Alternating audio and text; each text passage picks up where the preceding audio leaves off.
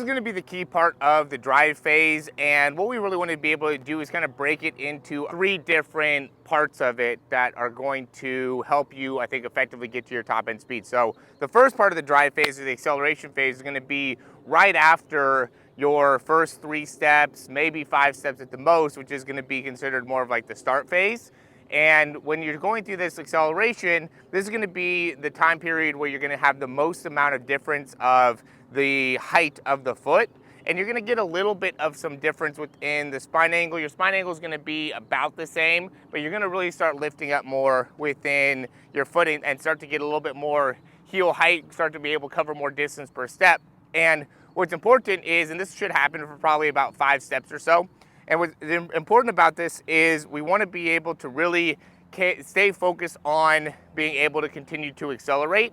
We don't want to be in a hurry at all to get ourselves upwards from that position. We want to be able to stay in that acceleration phase, and then we're going to go into really that middle part of the drive phase where we're holding speed. We're really getting a lot of momentum going with our top end speed, or getting towards our top end speed. In this, what we want to be just aware of is being able to, the best of our ability, keep the weight on the front part of the foot. So as soon as we start to get the weight to shift onto more of the heel, or our weight starts landing further back, now that's going to be the beginning of starting to generate more what would be considered vertical force, or straight down force.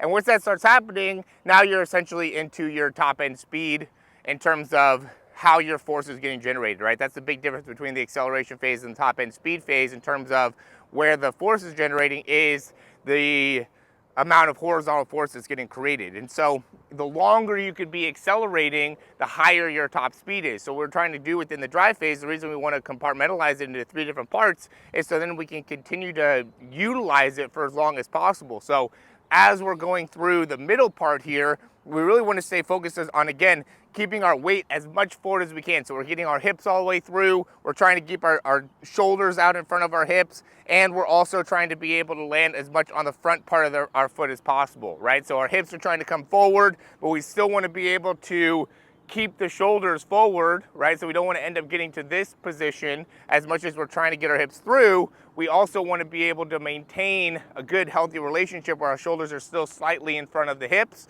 We also want to be, again, landing so our heel's not touching the ground the best that we can, or keeping all the weight onto the front part of our foot for as long as we can.